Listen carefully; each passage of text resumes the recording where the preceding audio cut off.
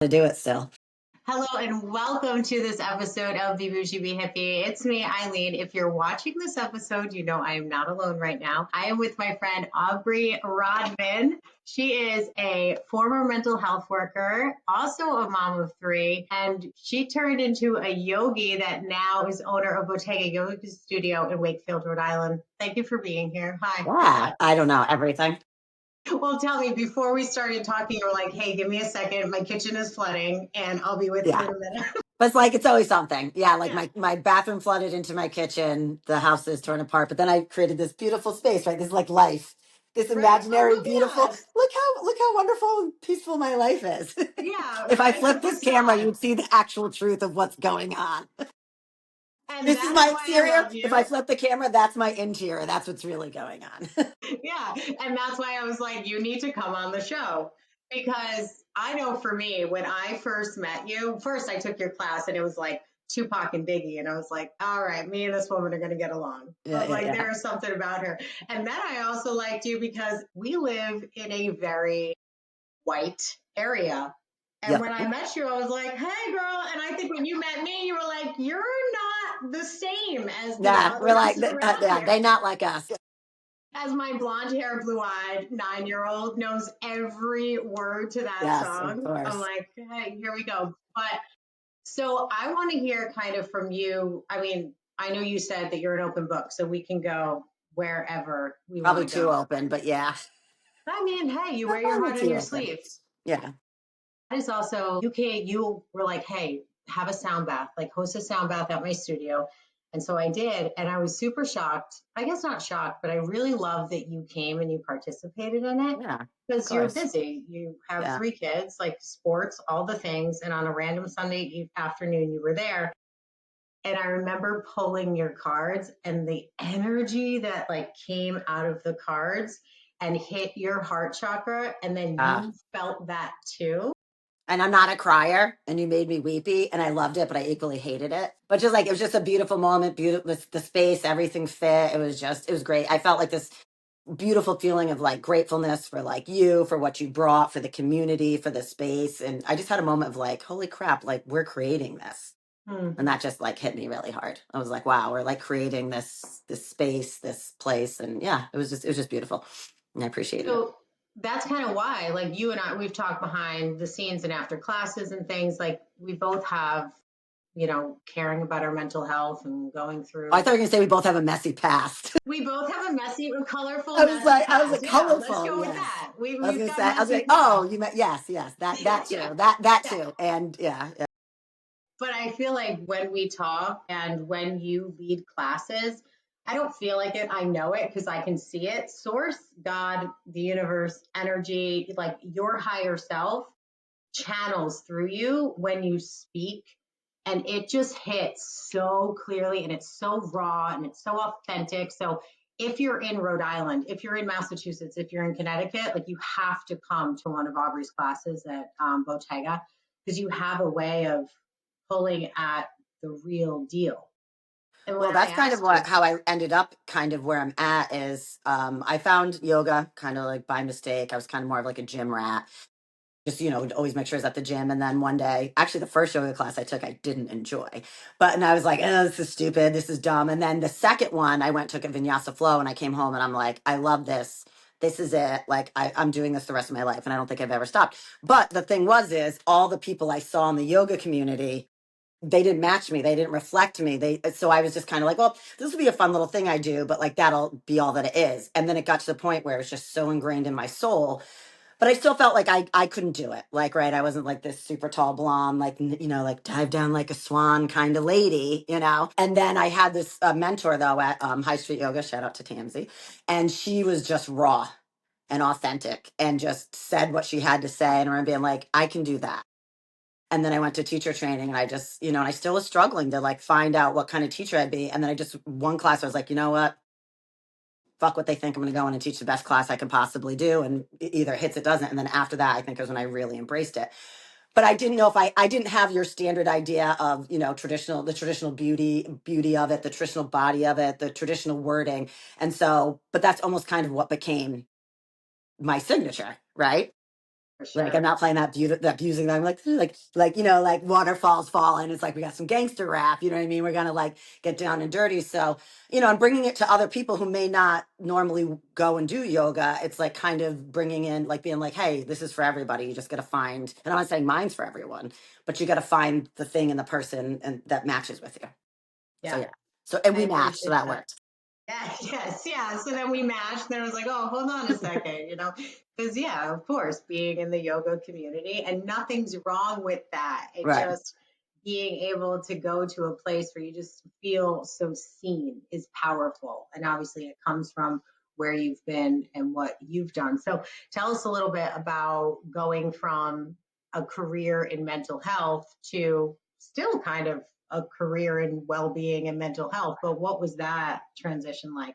Okay, so I originally went to school for education, and I was doing some student teaching at a school, and we were teaching socially emotionally disturbed. I'm sure this isn't the term they use now, but at the time it was SED, socially emotionally disturbed middle school and high school kids. And I taught health and I taught science. And I just remember teaching these kids and being like, this kid's homeless. This one's, parent is a drug addict. Like this one doesn't know if they're going to get a meal tonight and being like, and I expect them to know the systems of the body. You know what I mean? And I just had a moment of like, I want to work in this demographic, but I don't want to necessarily be teaching them like the educational stuff, the real, like that stuff. I said, I'm glad someone does because they need to learn it.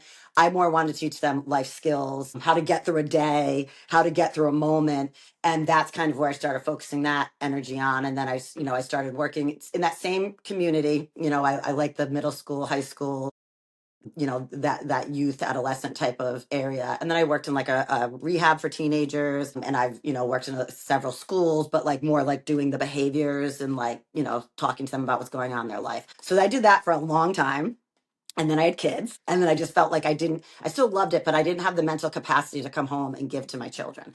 And what's the saying? Like, you got to clean up your own backyard before you can clean up the neighborhood. It's like, how can I go and tell these kids how to, like, this is how you live your life, and this is how you do this, and coming home and then snapping at my kids and being a mess. So I decided to step back from it. I had always wanted to do something with yoga. I'd been looking for a studio for a long time. I was teaching like all the time. And I just happened to find this space. And over COVID, because I'm a psycho, I decided to just start a business. My husband likes to tell the story about how I went, looked at a space. The next day I looked at him and I said, how do you feel about me opening this studio? He goes, yeah, I'm okay with it. We should do it. I guess said good because I signed the lease. Yes. And then, it was kind of bumpy and messy and, trying to figure stuff out. But and I like bringing the kids in that, the kids that from the programs. Had Ocean Tides coming in for a while, loved it. That's, a school here in Gansett.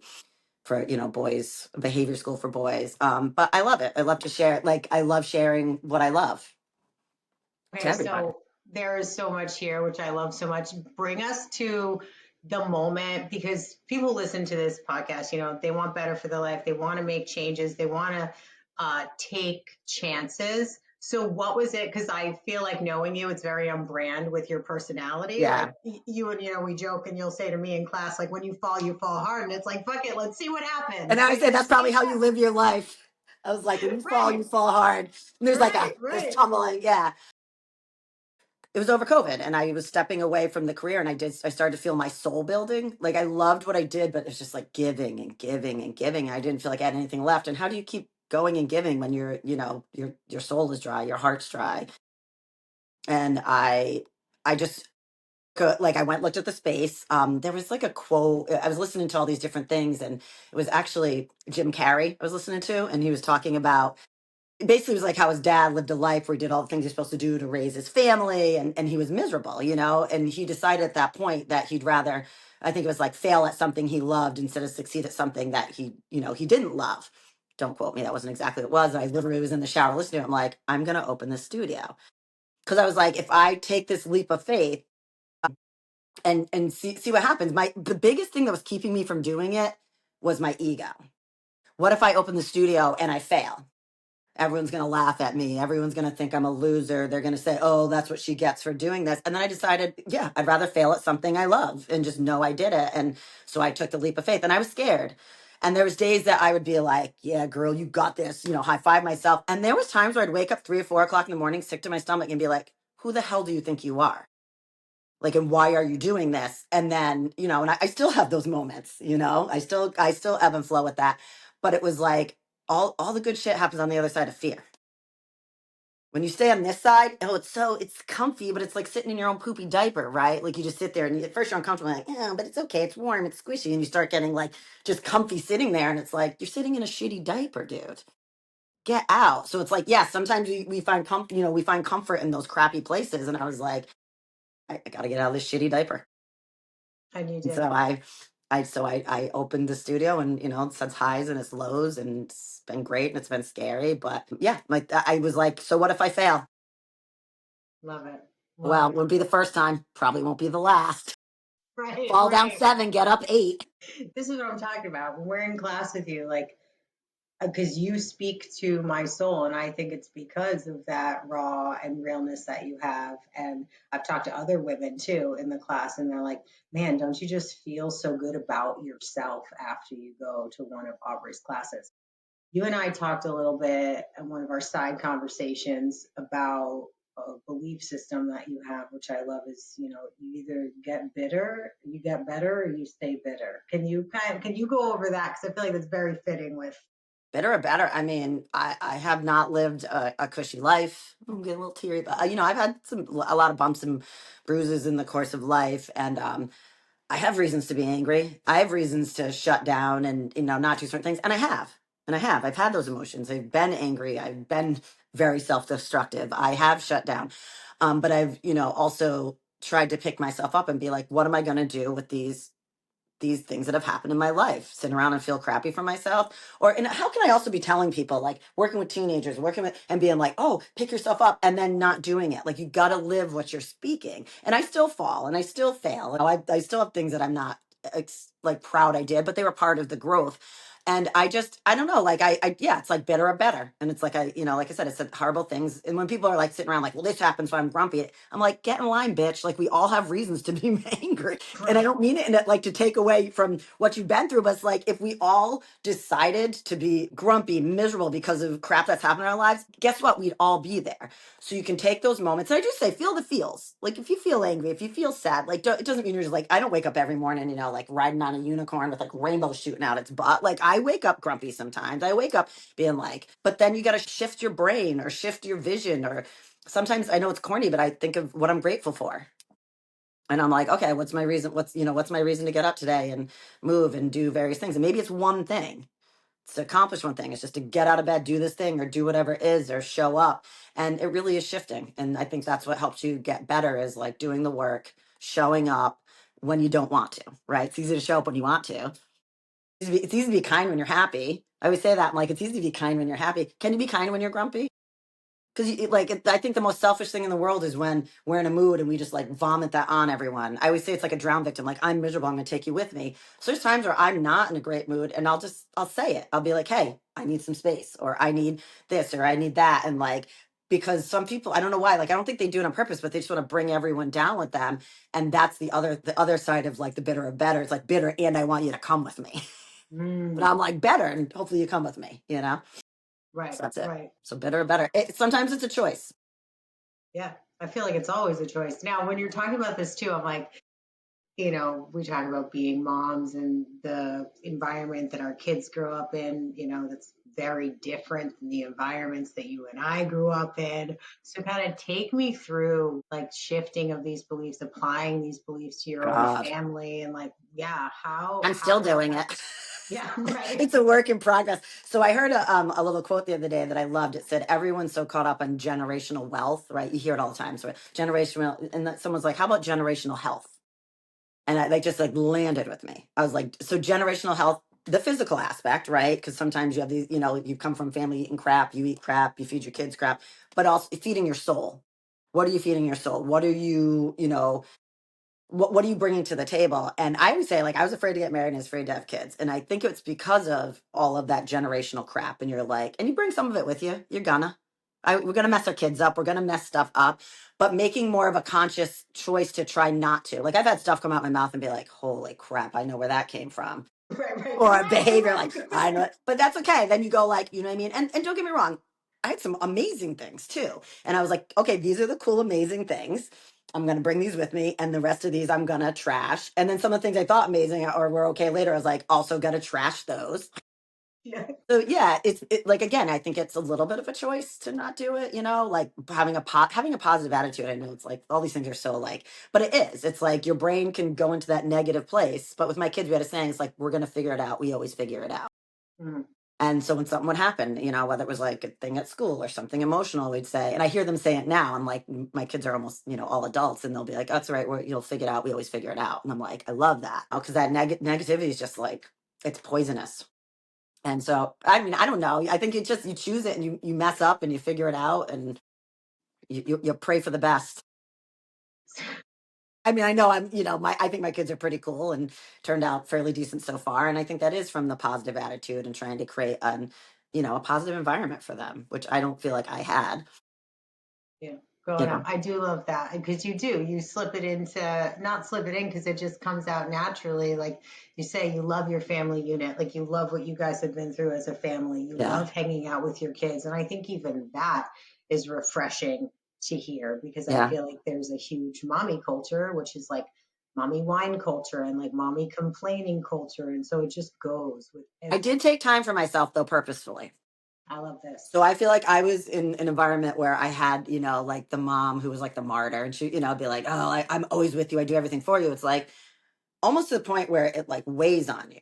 Whereas like I remember like I'm gonna go out with my girlfriends, and I remember my kids tried it like once. They were like, "Mom, you can't leave." I'm like, "I'm with you all of the time." And I'm like, and I said to him, I go, "When you're a teenager, you'll appreciate this." So like I do think it's important to take that space. And I do think there was a time, back in the day, not even that far back in the day, where you were perceived as selfish if you did that.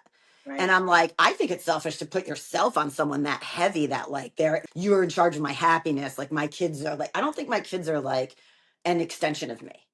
Like I think they're their own little beings, and I'm gonna mess this quote up too, but there's like a poem and it was talking about how as the parent, where someone can tell me who it was because I don't know. But there's where the parent we're like the bow and our kids are like the arrow. And so you're kind of like you're gauging, you're trying to find the bullseye, and but you can only do so much, and then you let it go and you hope the environmental things don't come in and mess it up. You hope various things don't happen, and you hope it's a bullseye, and sometimes it does and sometimes it doesn't, but we don't have all the control over that. What we can control is try to guide them in the right direction and then hope that it lands where it's supposed to. And if it doesn't, guess what? Their successes are not our successes and their failures are not our failures. They're theirs, and I think it's selfish if we try to take them. And so like I think that helped with parenting too, is I don't think I was like, if my kids mess like, "Oh, I'm this horrible parent," it's like, okay, mess this up, let's redo this, let's talk about that, or figure it out, because they're their own little humans and people need to stop taking that away from them. That's super refreshing too to hear because I do think we live in a society where it's like, I'm going to give my kids everything that I didn't have. And when Mm-mm. we start pushing our agenda, which we live in a world and a culture where we push our agendas are pushed on us, and to be able to let people be who they are. So, right now, if you're speaking to the woman who's like, I hate my job. I'm stressed out. I don't know who the fuck I am. My marriage is on the rocks. Like I don't know what else to do besides like, she's in the culture of just the chaos. Like Is this what me? Was this my life you just described? Because yes, yes, yes to all those things at some point. Yes, at some point. right, Yes, right. At some yes, point, and we're all there. yeah. What would you say to her right My now? first thing would be, don't try to eat the whole pizza at once. Mm, I always say you're not going to eat the whole pizza at once. Like you got to take bites. So maybe finding, little things to shift like at a time. Like you can't take it all on, and maybe starting from center. And what do you really have control over? What do you? Because you might say like my job sucks, but you can't just go quit your job tomorrow. But you can be coming up with a plan. You can be trying to figure out how like how you're gonna shift that. What it's gonna look like. I don't know. I really don't have the answers. I think it's just okay, so like people always say about yoga, they'll be like, I did yoga and it changed my life. No, it didn't. Your life still, the shit that sucks still sucks. You know what I mean? This like I was, the stuff that was amazing is amazing. The shit sucks. It's like doesn't change, but your ability to deal with it because you step back, you take a breath, you try to think about it, that shifts. So that might be the first step is shifting how you feel about certain things, not attaching to everything like, if your kid does a behavior, it's like, I'm a bad person. No, let's talk about it. Let's fix it. But I do think a lot of it is shifting your approach, your gaze on things, shifting little things. You probably heard me say in class where I tell you get in a pose, it's usually half pigeon. And I'm like, okay, if you got in the pose and it feels like shit and you're hurting somewhere and you're uncomfortable, don't just stay in it. Like shift something, change. You don't have to get out of the whole pose, but shift something. I go, because it's like that shitty job you landed in or that crappy relationship or something that you're like, well, I did all this work and I got here. It sucks, but I'm going to stay because this is where I landed. No, shift little things. And you're not going to change it all at once. You're just going to take little shifts and stuff that I've thought I was slaying before. I was sucking at, and then I have to go back and be like, okay, I got to shift this and that and the other thing. You know what I mean? So there is no answer. It's a constant switching of your gaze, trying to shift little things until you fix something, and then you find out something else is broken or not working, and then you Yeah. work on that. And you shift. I say the day you wake up, you're like, I've got this. Oh, I've got it all. I've got all the answers. I've done everything right. That's when you need to be worried and concerned. That was my favorite the other day in class because you and I are so in alignment with that when you were like, yeah, I'm slaying this. And then we were like bouncing all around. And I was like, thank God for her, just realness and the way that you Oh, can that's the just. day I said I was slaying it, and then I messed it up right after. I high You fived literally, myself. I was like, like, yeah. yeah, girl. Literally messed it up right after. I was like, yeah, that's what I get. And Like, you that's what I said, get. and you're all coming with me. So let's We're just all do coming this. with, we're all on this messy ride together. Okay, so we talked about what you would say to somebody going through this. I also want to touch on this. You have biracial kids. Yeah. Maybe So tell quarter us, racial. No, I don't know. Yes. quarter I don't racial, know what it is. Yeah. but tell us kind of what the world has been like in your perspective of, how you grew up, where you are, because I feel like some of your fierceness comes from knowing exactly who you are and being able to also stand up for your kids because I it's a think different. knowing who I was though was like the process. That was the first, and then so you got to do that before you can even attempt to try to guide your kids in that way. And I did grow up not knowing who I was. I got teased for my hair, you know what I mean? I don't think I was considered particularly pretty because I wasn't your standard of beauty in in the area. It took me a while to really find myself and find my like who I was, my authenticity, right? And even still, I mean, that's always shifting also. And I do feel like that was the biggest part of trying to parent was like trying to be true to that authenticity, trying to be true to like not just saying the stuff, right? Like you say stuff like, "Girl, no, you're beautiful. No, like your body's great." It's like I was like I would say that, and I'm like, "Okay, Aubrey. Oh, I think I told you about the moment I had with my daughter." And this isn't like racial thing. This is the woman thing. This is all the things. And my daughter was in the bathtub and she was young enough where I had to be in the room, but not, like not old enough where I had to be standing over her. And I was just talking to her about stuff and I started washing my face and I look over and she's taking the water and she's splashing her face. And I literally look in the mirror and was like, bitch, you need to get your shit together because this girl is watching you. Because we can say stuff, right? We can talk, we talk. But what we're doing is what they're seeing. And I feel like when I was parenting, which I was growing with them, you know what I mean? Still am, just trying to really embrace that sense of authenticity and really feeling like you're beautiful, really feeling like you belong. And if you don't belong necessarily, that's okay. You're being true to yourself. And that was tough, especially when I moved back to South Kingstown. That was not on my docket of things I wanted to do. And I came back kind of, I don't want to say tail between my legs, but kind of reluctant. And I just joke around with my husband. I'm like, do I have to wear khakis and a t-shirt now? Because I was like, I'm going to look crazy in South Kingstown because we're, a pretty bland, homogenous town. And then I just started being like, this is who I am. And I'm going to show up and be present. And if people don't like it, I don't know what to do about that. And that's partially how I opened my studio. So I don't think we have a lot of we don't have a ton of examples of people of color staying in town or sticking around and showing these young boys and girls of what they can do. It's like as soon as we get any taste of like success or anything out of here, we like leave. So I'm not going to act like I made a choice to come back. I was dragged back kicking and screaming. But once I realized I was here and stuck here for a moment, that's partially why I opened my studio up too. Because I was like, I want these young women, to see like what we can do, what we can provide. And like, and like let them know that like we don't all have to leave and like ditch the town once we get somewhere because of how it is, because we belong here too. We need to carve out our space here too. And that's, partially why I'm here. I love it. Yeah. You're unapologetically Remember authentic. you said that you're like I was like we're like what do people say about us that like describe us to like you're the black chick or something like that, you're the black chick who owns the yoga studio. Yeah, that's what I think. I looked at you. I don't know what we were talking about, but I was like, I don't even know how people perceive me anymore. One, we were laughing because we were like, well, we're actually at this point in our lives where we really don't care. So then every once in a while, when you Right. look, because somebody will like give me a look or a side eye, and Yeah. I had noticed it at the yoga studio, and my mind wasn't, oh my God, what's wrong with me? I went to Yeah. curiosity of like, I wonder Yeah. what she's seeing right Right. now. And then I had asked you that, and you were like, well, I'm the It's just black funny. girl. Yeah, like everybody, it's like because I'll explain to someone, they'll be like, "Oh, I know who that is. That's such and such." But yeah, it's so true. It's so funny because like people, people are always going to talk. That's just like the world. And I remember there's someone at the studio and they're dying to tell me something someone had said about me, and I kind of wanted to hear it too. But I was also like, you know what?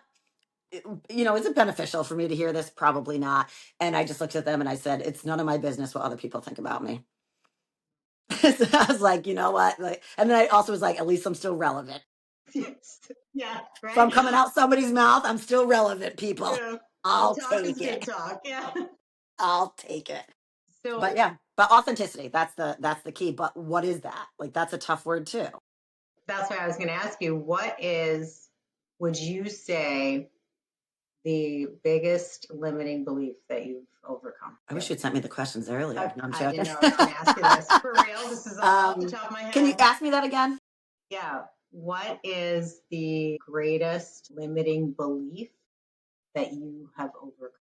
That I wasn't worthy, that I was unlovable. And I still have those moments, you know what I mean? That I wasn't lovable, that I wasn't worth what maybe other people had. My biggest fear is like everyone's gonna love Funzy Aubrey, the one who's out there. Like, will you love the Aubrey that's broken, the one that's has a hard time showing up, the one that's not the life of the party? Like, can you love that person? And I mean, I still think I struggle with it, but you know, but it's just a work in progress. Like reminding yourself. I don't think you tell yourself one thing. Like you don't look at me, you're like, girl, you're beautiful, and then you think about like some days you look at me, you're like, ugh, and then you're like, wait, no, stop. You're like, you're fine just the way you are. But yeah, I mean, unlovable and unworthy, probably like a lot of people. Yeah. Do you think So that's where your CD past came from? I'm sure. I don't know what seedy past of which you speak. However, yeah, like always hunting for love, always hunting for acceptance, always, and I don't know about you, but I'll look at my kids sometimes and be like, damn, like the way they think and they see the world is so different than like the way I did. Like they were given such different like building blocks and skills. And I'm sure they have their moments too, I'm sure. But I'm like, just like that constant wondering, yeah, if you're good enough. And there's, like I said, there's days even, where I wake up and I'm like, no, I question myself. And then I have to go back to the things I'm grateful for. And like, you're lucky to be here. Like, and you do have these things. And maybe, you're looking in the mirror and thinking something about your physical appearance. And you're like, I have a joke because we always say, I had a friend, she's talking about how fat her legs were. And then literally as she's saying it, we see this guy go by with like no legs and like a wheelchair. And I was like, okay, well, that could be your situation. So whenever she was stressed, she'd text me and be like, but at least I have legs. And I'd be like, yes. Like we're always, that's the saying. I feel like I had an epiphany moment of you're enough. We say it all the time, like t-shirts, bumper stickers. And I was like, what is, like, I'd say it and I get it, but I was like, my soul didn't really get it. And then one day someone explained it as though you're enough means not when you lose 10 pounds, not when you get that certain job, not when there's certain things. It's like everything you need to succeed is right here from your toes to your head. Like everything is right here in this moment. And it doesn't mean that we're not going to learn, we're not going to get new skills or various things, but it's saying it's gotten you this far. Yourself is getting you this far, and it's gonna take you to the end. And it's like, so you just gotta have faith that you literally are enough right here in this moment, this present moment. Not the next thing, not if you hadn't done this, not, it's like you're gonna mess up, you're gonna make mistakes, you're gonna do great things. But right now in this moment, you're enough and you have everything you need to succeed in this world, in this moment, right here and right now. And that just landed to me. Yeah. So Everything so right here. where are you going from here? Where do you want to go? Where are your dreams? Where is the boldest, happiest version of Aubrey, or this? I'm pretty happy now. I don't know. I'm pretty bold daily. Yeah. Sometimes I gotta reel my dreams in a little. All right. Sometimes I get a reel of me because I have these like big pictures. Like my daughter's like, everything's not a business, mom. Everything. I'm like, oh, okay. You and I are Just so constant alike. happiness. I know it sounds corny, but like I do get to a point where I'm like, okay, what's next? What's next? But maybe the thing is like finding the happiness in the moment of like maybe not what's next, but maybe like how much can I just eat up and soak in the joy and the beauty of the now? And I feel like when you do that, the next step just like kind of comes to you, right? If you're constantly like doing that digging to the next, because the digging to the next thing is the unlovable, not worthy enough thing, right? Right. Oh, if I do this, then I'm going to do this. Like, am I a better person because I opened a business? And no, like I love it and I love sharing, but I, like, you know, it's like, it's not like it was like the be all pinnacle. Now I'm like, I'm a great human. It's like, I'm the same person I was when I was, you know, a schlep back in the day doing dumb shit. You know what I mean? So I just feel like maybe that's and I'm thinking about this, and I'm thinking you like finding the happiness in your moment helps you thrive. It fertilizes your ground. It gets you to go to that bigger, bolder step. But if you're constantly living for the next thing and like, what's my next thing? And you're not enjoying the moment of what you have right now. Like, I feel like my life is pretty freaking abundant, you know, and beautiful in this moment. And I want to suck that in right now and enjoy it and then move on to the next step. I love this. There's so much goodness in here. Another thing that we've joked about is, when somebody close to you looked at you and was like, "Oh my God, we're poor," and you were like, "Hold on, I wait lost a someone, I'm going to call that mofo out. My husband second." one I won't day say it. says, and this is years ago, we were borderline, but he goes, we're poor. And I almost lost my mind. Not because we were rich, not because I was upset that you were calling me poor. Like I was like, how dare you?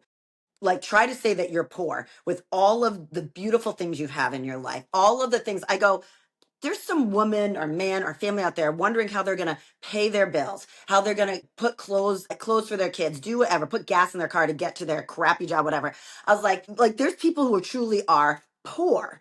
I was like, we're not. I said, the fact that you're saying that is showing how ungrateful you are. Trust me, he doesn't say it anymore, but he said it that once. And I was just like, oh my gosh, like, no, we're not poor. We might struggle sometimes. We wonder how we're going to pay a bill, but we are not by any means poor. So that's the other thing of like being able to see the gratefulness, even when you're struggling. That's when it's important. Like I was saying before, like trying to find the happiness, trying to find the gratefulness, because they say, what is it? It's not that, happy people are grateful. It's that grateful people are happy. So trying to find the gratefulness in the moments. I just thought of another one. My son, when he was little, used to be like, I'm starving because he didn't like what I made. So I made him watch videos. I mean, not the finest parenting moment, but another example of videos of kids who are actually starving, Yeah. like kids of actual starving. So then I heard my middle son downstairs one day say, I'm starving, there's nothing to eat. My son goes, shh, don't say that. Mom's going to make us watch those videos again. But it's like, that's the stuff. That's the stuff. Like finding the happiness and the joy. Maybe not even happiness, maybe just not being miserable in the moment, Hmm. or Hmm. maybe just finding gratefulness, or maybe just getting through that day. It's not always being happy. It's like, can I get through this day? Can I get through this moment with some level of peace?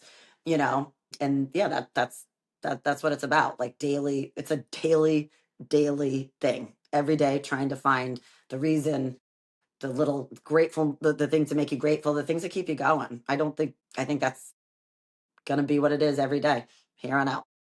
I feel like for a long time, and a lot of people will hear, gratitude and they'll roll their eyes because some people find it really hard to find something to be grateful for and they think it has to be this massive thing.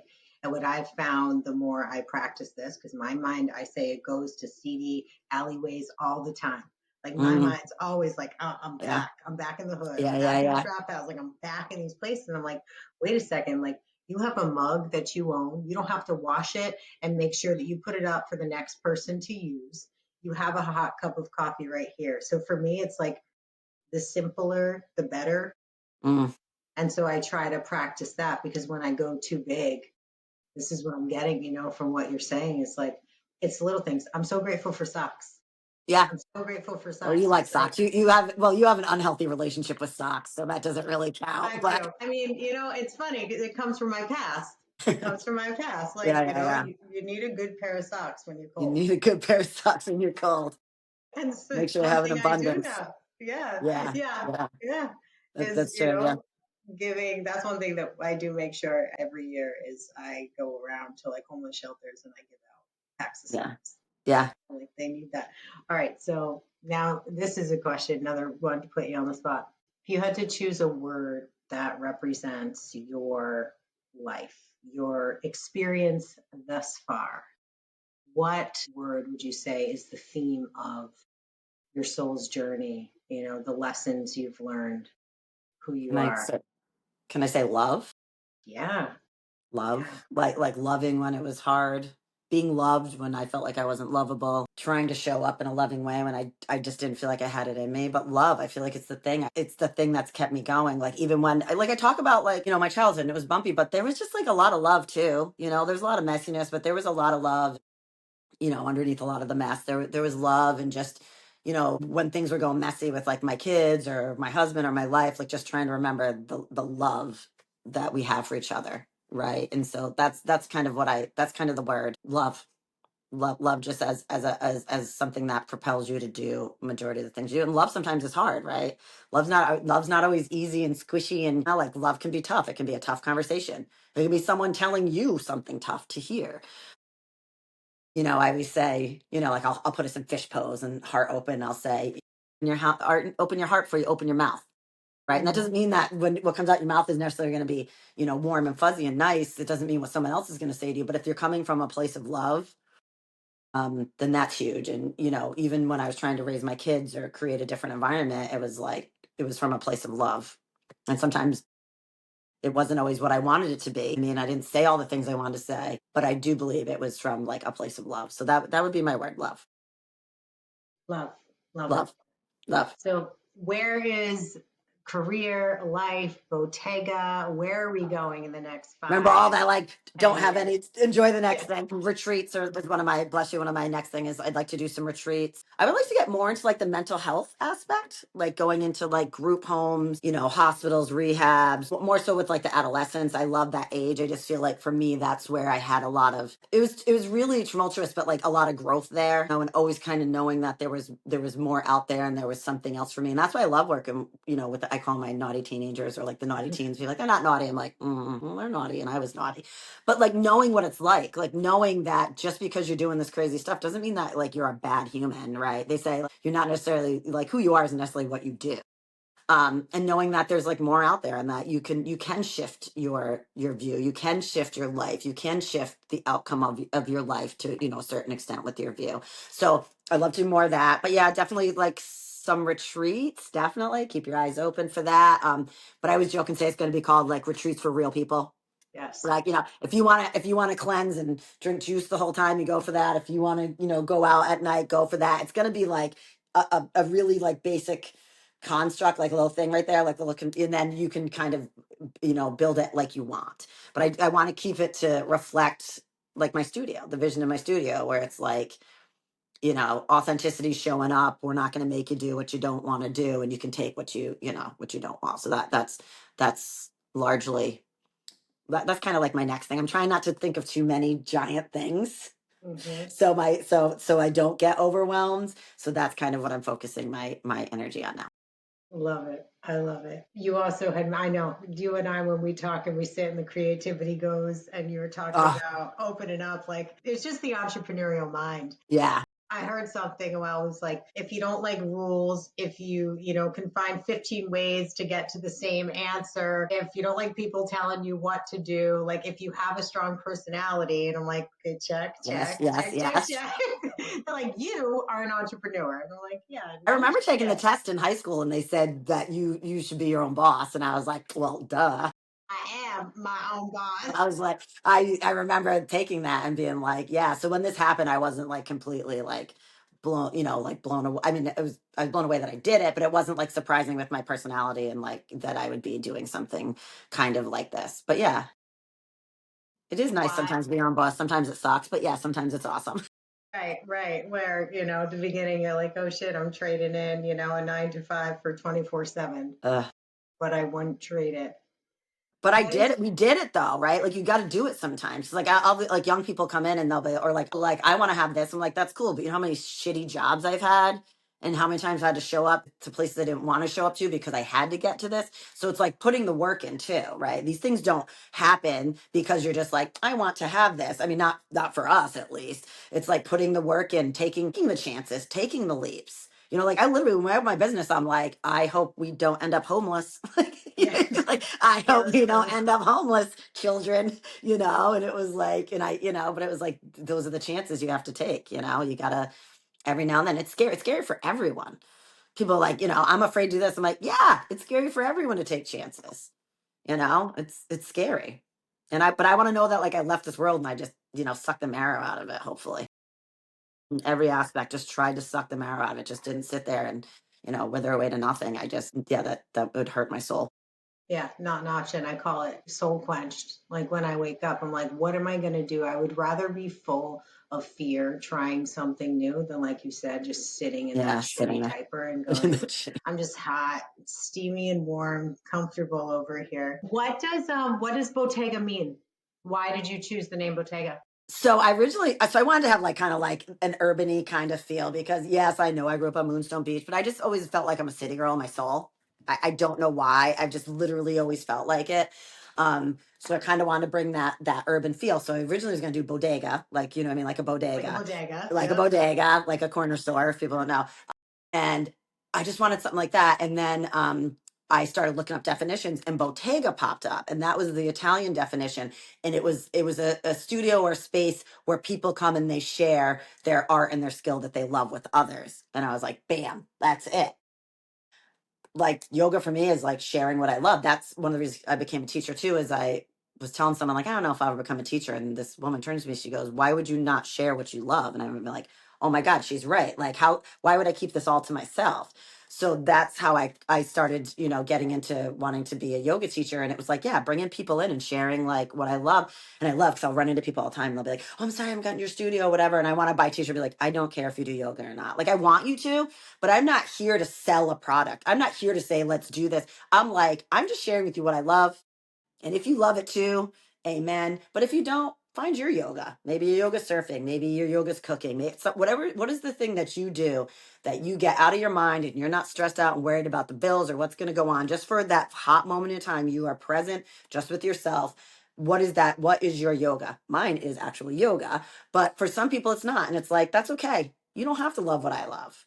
Do I think yoga is for everyone? Yes. Do I think everyone can benefit, especially the physical part of like the flexibility and just keeping your body shape? But yoga is so much more than that. It's like the mind body connection. It's like the breathing. It's the staying present in the moment.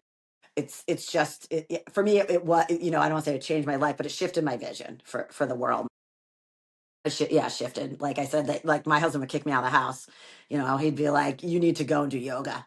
Yeah. Because I'd be like screaming, and like I have T-shirts at the studio right now that says "Sorry for what I said before I yogaed." Love it. Love it. Because Need I would one leave the house screaming, come home like, "Come on, everyone, let's hug." And they're like, "Who is this crazy lady?" But getting every time you have more of those moments, you increase them. You know that, like you increase the moments of the joy.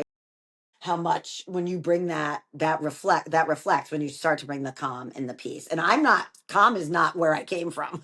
Right, right, So I right. had to figure out how to be calm, like how to find comfort in that calmness and that stability because that was not what I was used to. I actually had a little comfort in chaos. You know what I mean? For And I would sure. create it. Yep. Still kind of do probably, but like I would create the yeah.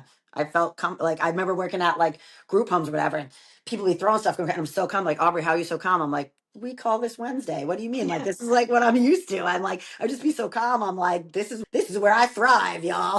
My nervous system knows this. This Yeah, I like we know. we had a fish, and my kids are like, you got to change the water, and I'm like, I don't know how that's gonna work. And it was this dirty water. They changed the water. That thing died the next day. I was like, see. Some people will find that dirty fish tank and just live there, right? But you were gonna die in there too.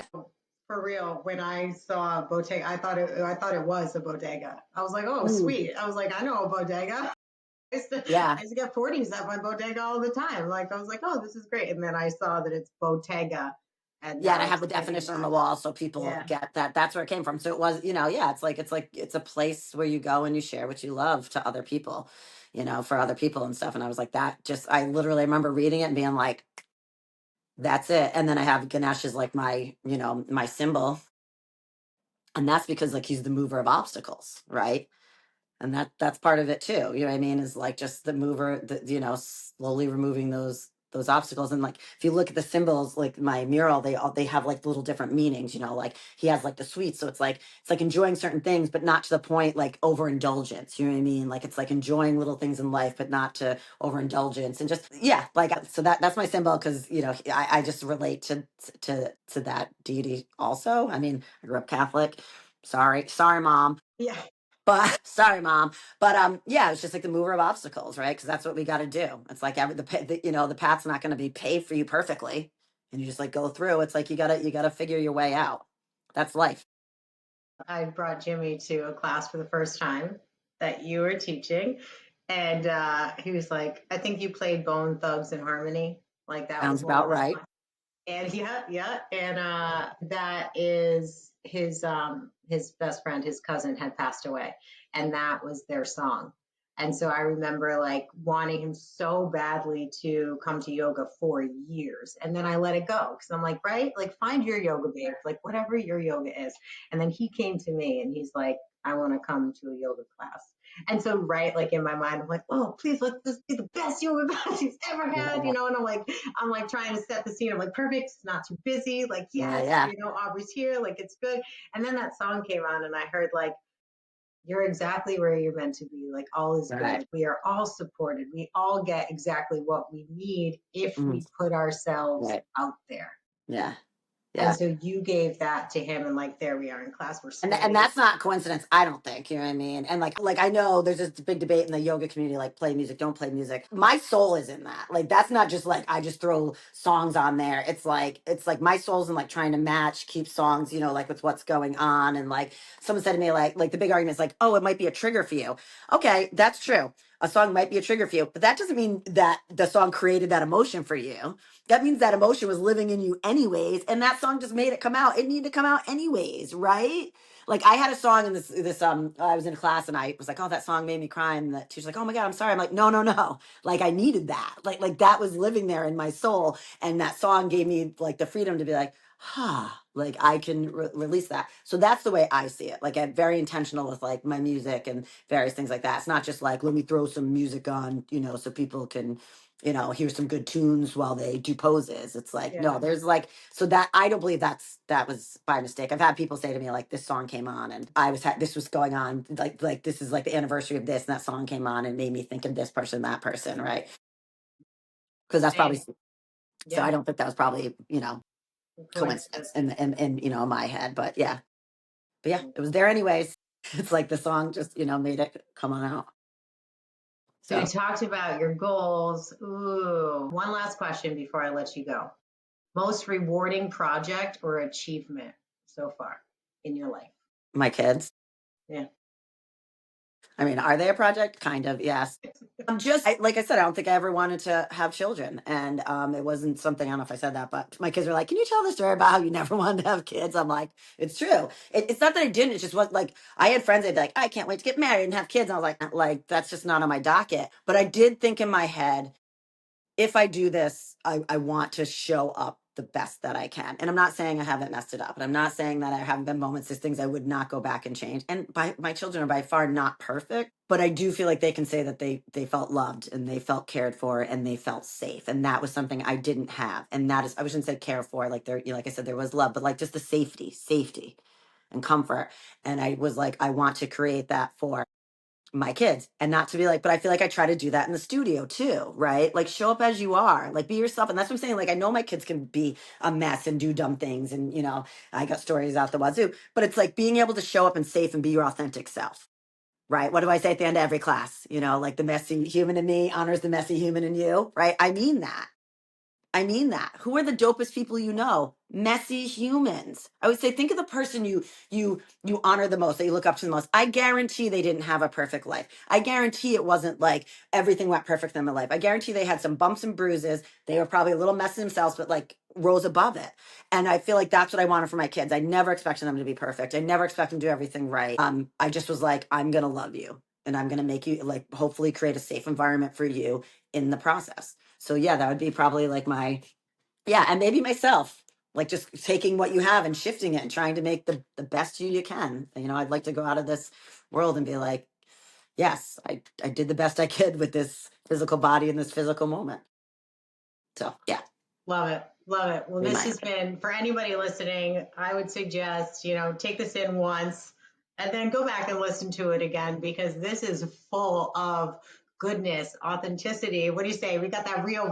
That's Yeah. another thing that Oh yoga yeah. does. Yeah, Come yeah, on, yeah. get that real. Yeah, when So we talk, it's just like, here's what it is. That's when I fell in love with you. It's like you just were like, you came with your story. I'm like, okay, I got a story for you too. And there was no like, oh, like excuses or like, it was like, yeah, I did some dumb shit to get to where I am. And here we are. And like, I think people honor that, are drawn to it. Like I said, be afraid of that person who looks like they have everything together. Be afraid of that person who portrays that life like everything's perfect, because that's scary, because that's not who we are. We are designed to be messy and learn and grow. And that's who it is. And I hope that people feel that when they come to my studios, like we're just messy. We're messy. We're coming here to try to get through today. That's pretty much it. And then figure it out from there. So like, nobody knows what they're doing. We're just all trying our best. winging it. We're winging this shit We're daily. just throwing spaghetti at a wall is You're what I hoping would something say. sticks. Yeah, just seeing what sticks. Just seeing what Sometimes all sticks. of them, sometimes nothing. Yeah. But Yeah, for sure.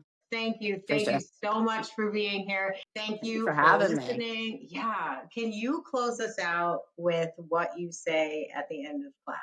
Okay, so I'll usually say something about whatever. Like I usually try to have a theme for every class. You know what I mean? It's whatever comes to me. Like people are like, you write it down. I'm like, nope. It might be presence. It might be love. It might be whatever it is. It might be like just allow yourself to be messy. Like allow yourself to feel the feels. And then after I do that little thing, it's so funny because someone told me they're trying to take the Dharma out of yoga, and I almost died. So I'm like, that. This is what yoga is. The poses are cool, but this is what it's about. It's about your soul. It's about your heart. It's about connecting to yourself, honoring and loving yourself. So I always say, I usually say, take one hand to your heart, cover the other one. And then I'll say, bring your thumbs to your forehead. And I'll say, the love in me honors the love in you. The light in me honors the light in you. And the messy human in me honors the messy human in you. And then we bow and say, namaste. Yes. And then we clap. And then we listen to rap music. And then we Yeah. dance. Yeah.